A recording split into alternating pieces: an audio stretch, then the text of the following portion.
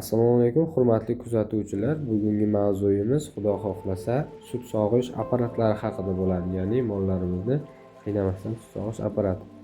Sut sog'ish apparatida mollar kelishi uchun, ya'ni maxsus yo'lak mavjud bo'lib, ular kelib yo'lak bo'ylab apparatimizga joylashib olishadi va odam qo'li bilan, ya'ni apparat mollarning yeliniga ulanib, ortiqcha harakat va ortiqcha og'riqsiz yengil sog'ish imkoniyatini beradi.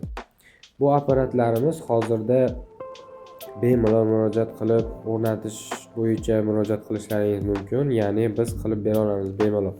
Ko'rib turganingizdek, bu apparatlar odam qo'li bilan yelinga ulanib, so'ng avtomatik ravishda sog'ishda yordam beradi. Odam qo'li faqat ulab berish kifoya.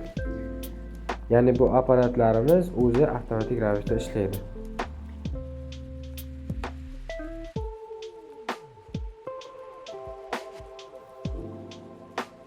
Bu apparatimiz asosan katta fermalarga moslashtirilgan apparat hisoblanadi. Ya'ni kichik fermadagilarga oddiy qilib apparatimiz ham bor.